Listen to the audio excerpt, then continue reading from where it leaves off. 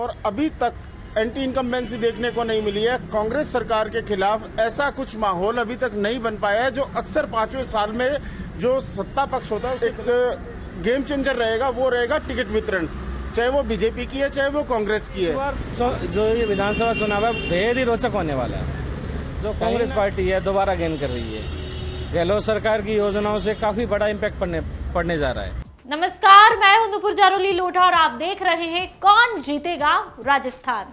कौन जीतेगा राजस्थान शो में आज हम बात करेंगे हनुमानगढ़ जिले की।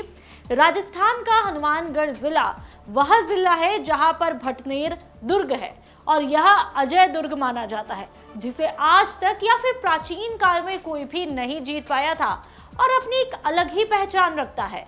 हनुमानगढ़ जिले में 5 विधानसभा है: पीलीबंगा, हनुमानगढ़, संगरिया, नोहर, भद्र। हनुमानगढ़ को कृषि प्रधान जिला भी कहते हैं। कृषि आधारित जिला है और यहाँ पर धान की फसल सबसे ज्यादा होती है और इसी के चलते यहाँ पर इसे राइस बेल्ट घोषित करने की मांग भी लंबे समय से है, लेकिन अभी तक किसी भी सरकार ने इस मांग को पूरा भी नहीं किया। सबसे बड़ी विडंबना कहे तो हनुमानगढ़ से सरदार शहर रेल मार्ग आज तक बिछाया भी नहीं जा सका है, जिसकी भी समय समय पर मांगे उठती है। यहाँ तक कि पूर्व प्रधानमंत्री अटल बिहारी वाजपेयी जी ने तो हनुमानगढ़ दौरे में घोषणा भी की थी कि जल्द ही रेल मार्ग शुरू कर दिया जाएगा, लेकिन पिछले कई सालों से केंद्र में भाजपा की सरकार है, लेकिन इस तरफ ध्यान ही नहीं दिया गया था। तो आइए जानते हैं हनुमानगढ़ की 5 विधानसभाओं के बारे में। हनुमानगढ़ जिले में कुल 5 विधानसभा है। पहला, हनुमानगढ़ विधानसभा सीट पर कांग्रेस से चौधरी विनोद कुमार विधायक है। दूसरा, पीलीबंगा विधानसभा सीट पर भाजपा से धर्मेंद्र मोची विधायक है। संगरिया विधानसभा सीट पर भाजपा से गुरदीप शाहपीनी विधायक है। चौथा, नोहर विधानसभा सीट पर कांग्रेस से अमित चाचाड़ विधायक है। पांचवा, भादरा विधानसभा सीट पर सीपीआईएम से बलवान पूनिया विधायक है। और चलिए अब आपको हनुमानगढ़ जिले के जातिगत समीकरणों के बारे में भी बता देते हैं। हनुमानगढ़ विधानसभा में जाट मतदाता की संख्या तकरीबन 60 से 65 हजार है। जट, सिख और अन्य पंजाबी समुदाय से तकरीबन 25 से 30 हजार है। भादरा विधानसभा में जाट मतदाता संख्या लगभग 75 से 80 हजार है। नोहर विधानसभा में जाट मतदाता लगभग 70 हजार के करीब है और मूल ओबीसी वर्ग की जातियों के भी तकरीबन 30 हजार से ऊपर वोट है। संगरिया में जाट लगभग 65 से 70 हजार के करीब है। जट, सिख करीब 40 हजार के है। बिश्नोई से लगभग 6 से 7 हजार है। मुस्लिम, अरोड़ा और मूल ओबीसी की वोटों की भी अच्छी संख्या है। सभी तकरीबन 15 से 15 हजार के आंकड़ों को छूते हैं। पीलीबंगा विधानसभा सीट पर तकरीबन 28 से 30% एससी आबादी है।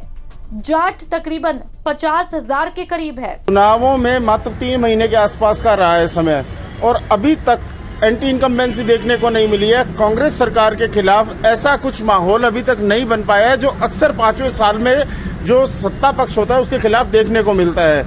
तो निश्चित तौर पर ये एक बड़ा फैक्टर इस बार के चुनावों में रहेगा। दूसरा जो सबसे बड़ा जो एक गेम चेंजर रहेगा वो रहेगा टिकट वितरण, चाहे वो बीजेपी की है चाहे वो कांग्रेस की है।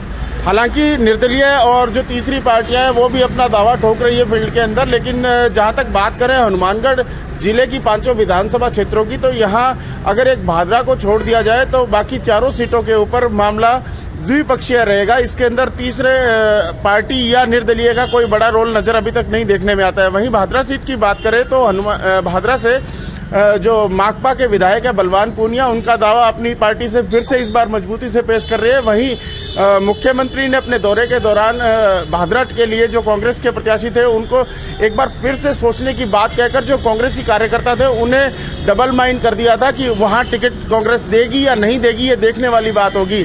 वहीं नौहर के अंदर बात करें तो जो कांग्रेस है उससे सबसे मजबूत जो दावा है वो अभी जो विधायक है अमित चचान, उनका दावा मजबूत नजर आता है और वो फील्ड पर भी मजबूत नजर आते हैं।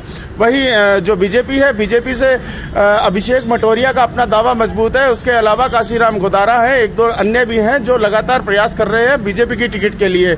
अगर सीधा मुकाबला होता है नौहर के अंदर अमित चचान और अभिषेक मटोरिया का, तो निश्चित तौर पर मामला बिल्कुल फंसा हुआ और मजबूत रहेगा। वहीं बात करें पीलीबंगा की, तो पीलीबंगा के अंदर कई दावेदार हैं। सिटिंग विधायक धर्मेंद्र मोची के काम से भी लोग संतुष्ट नजर आते हैं, लेकिन विनोद गोटवाल का दावा भी अपने आप में मजबूती से पेश किया जा रहा है। संगरिया के अंदर टिकट के दावेदारों की दोनों पार्टियों के अंदर ही बेहद मजबूती है। तो जैसा मैंने पहले भी कहा था कि जिले के अंदर जो अगले चुनावों के बाद के जो नए समीकरण जो होंगे वो टिकटों पर तय करेंगे टिकट कौन सी पार्टी ज्यादा बेहतरी से और ज्यादा मजबूती से दे पाती है। जी आप बताएं।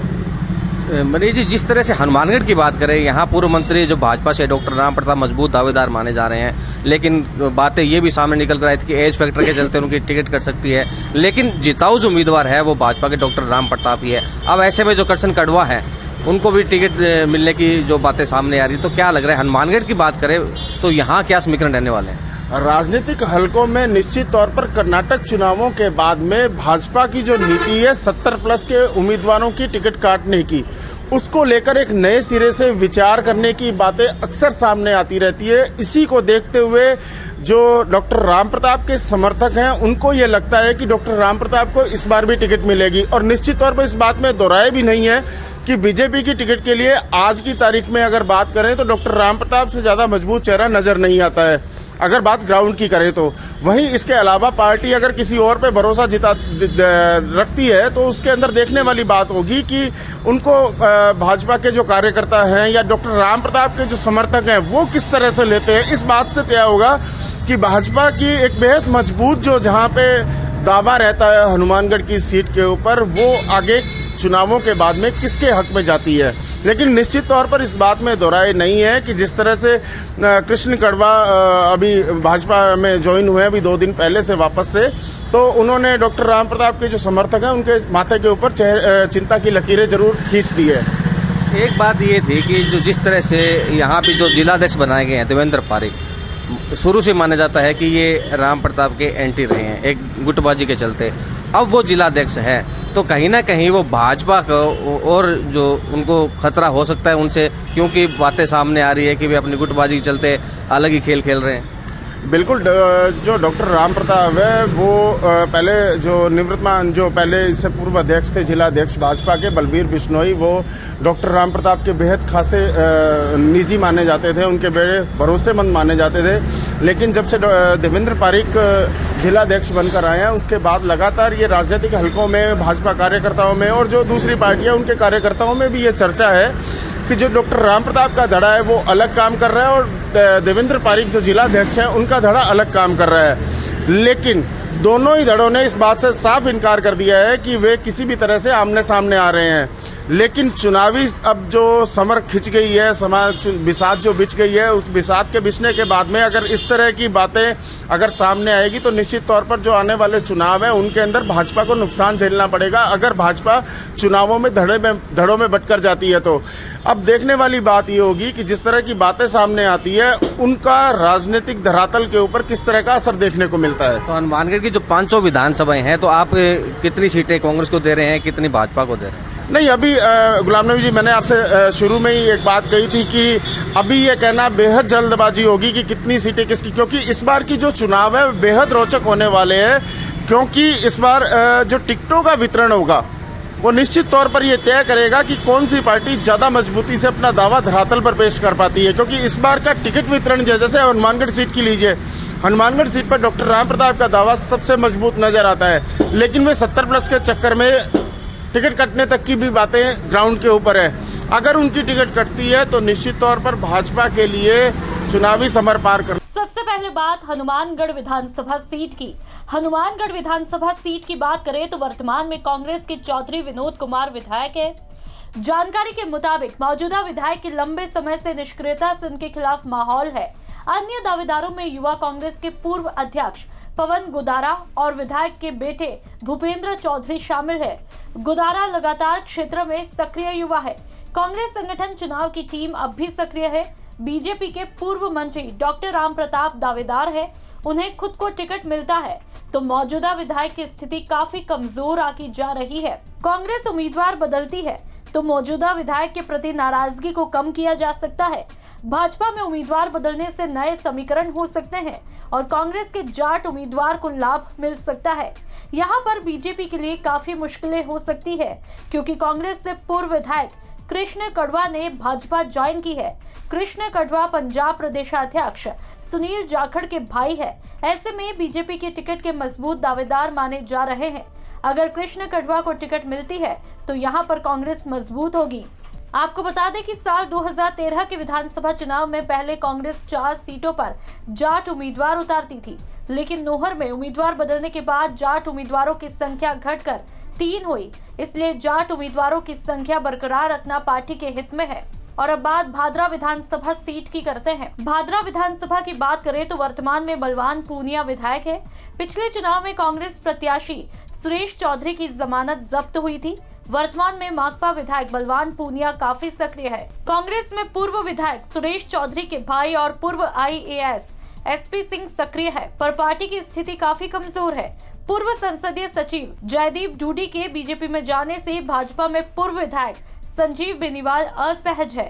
भाजपा टिकट जयदीप डूडी को देती है तो संजीव बेनीवाल समीकरण प्रभावित कर सकते हैं। बलवान पूनिया कांग्रेस सरकार में धमक के चलते विकास कार्यों के नाम पर सक्रिय है। अब बात तो जो ये विधानसभा चुनाव है बेहद ही रोचक होने वाला है। कहीं ना कहीं जो कांग्रेस पार्टी है दोबारा गेन कर रही है। गहलोत सरकार की योजनाओं से काफी बड़ा इम्पैक्ट पड़ने जा रहा है। अगर 500 विधानसभा की बात करें तो कहीं भी एक तरफा स्थिति नहीं है। दोनों ही पार्टियों के लिए प्रत्याशी चयन है वो सबसे महत्वपूर्ण रहेगा। टिकट वितरण के आधार पर ही आगे चुनावी रणनीति तय हो सकती है। भादरा सीट की बात करें तो वहाँ कांग्रेस नजर नहीं आ रही है। तो माकपा के जो विधायक है हाल फिलहाल में बलवान जी पूनिया, उनका काफी बड़ा इम्पैक्ट है और दावेदारी जी काफी मजबूत है। बीजेपी से डॉक्टर SP सिंह है और संजीव बेनीवाल है। संजीव बेनीवाल एक्स MLA हैं, उनका दावा काफी मजबूत माना जा रहा है। इसी तरीके से अगर नौर विधानसभा की बात करें तो नौर विधानसभा सिटिंग MLA अमित चचान है और बीजेपी की तरफ से एक्स MLA अभिषेक मटोरिया, रामकिशन भाकर पूर्व जिलाध्यक्ष रहे हैं और काशीराम जी गोदारा ये टिकट मांग रहे हैं। तो कहीं ना कहीं टिकट जो है, टिकट चयन जो बात करें अपन, सबसे बड़ा मुद्दा वही रहेगा कि अभी टिकट किसको मिलती है। गहलोत सरकार ने महिलाओं को मोबाइल दिए हैं, किट दी जा रही है, काफी ऐसी योजनाएं, चिरंजीवी योजना 25 लाख तक का लाभ दिया जा रहा है। क्या मानते हैं कितना इफेक्ट डालेंगे?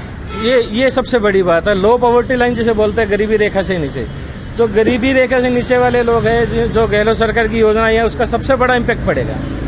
और जो बिजली बिल की बात आ रही है, बिजली बिलों में 200 यूनिट छूट दी है, लेकिन बिजली के लिए हाहाकार मचा हुआ है कि जो दूसरे सरचार्ज हैं वो लगा दिए गए, तो लोगों में खिलाफत भी नजर आ रही है। किसानों की बात कर लें तो किसान लंबे समय से आंदोलनरत रहे हैं। अभी मसीता वाली हेड के ऊपर भी आंदोलन चल रहा है, तो क्या इफेक्ट मानते हैं इसका? बिल्कुल इसका इम्पैक्ट पड़ेगा। गरीबी रेखा में जो लोग हैं उनको बिजली बिलों में बेनिफिट मिला है, लेकिन जो मध्यम वर्गीय परिवार है उनके लिए बिजली बिल झटका साबित हुए हैं। क्या लगता है सरकार रिपीट करने की स्थिति में है? सरकार रिपीट करने की स्थिति 1-2 मुद्दों से तय नहीं होती है। काफी कई मुद्दे हैं। सिंचाई पानी के लिए किसान लगातार प्रयास कर रहे हैं, ये एक बड़ा मुद्दा है। जो हनुमानगढ़ विधानसभा की बात करें तो लगभग 70% जो वोट है वो ग्रामीण क्षेत्र से, वहाँ सिंचाई पानी का मुद्दा ही सबसे बड़ा रहा है। तो ये नोहर विधानसभा सीट की बात करें तो वर्तमान में कांग्रेस के अमित चाचाण विधायक है। क्षेत्र में काफी सक्रिय और विकास कार्यों को लेकर मजबूत छवि मानी जाती है। तो साथ ही जाट बाहुल्य विधानसभा क्षेत्र होने के कारण सीधे मुकाबले में मौजूदा कांग्रेस विधायक की स्थिति चुनौतीपूर्ण है। भाजपा से पूर्व विधायक अभिषेक मटोरिया और श्रीमती नीलम सहारन दावेदार बताए जा रहे हैं। नहरी पानी की चोरी रोकने में विधायक की प्रभावी भूमिका बताई जाती है। और अब बात पीलीबंगा विधानसभा सीट की। पीलीबंगा की सीट की बात करें तो ऐसी आबादी के अलावा जाट करीब 50,000 है, जो कि निर्णायक और प्रभावी है। वर्तमान में बीजेपी के धर्मेंद्र मोची विधायक है। कांग्रेस प्रत्याशी विनोद गोठवाल जो कि लगातार 2 बार चुनाव हार चुके हैं, ऐसे में क्षेत्रों में सक्रिय है। सहानुभूति का फायदा मिल सकता है। अन्य दावेदारों में पूर्व सांसद भरतराम और उनके बेटे श्याम सुंदर सक्रिय है, तो वहीं बेटे की नगर पालिका अध्यक्ष के रूप में छवि खराब होने का अंदेशा है। अन्य दावेदारों में राजकुमार फंजा, अमीर लाल प्रवीणा मेघवाल का नाम सुनने में आ रहा है। यह विकास के नाम पर पिछड़ापन बड़े मुद्दों में शामिल है। बीजेपी उम्मीदवार बदलती है तो कांग्रेस के लिए कड़ा मुकाबला हो सकता है।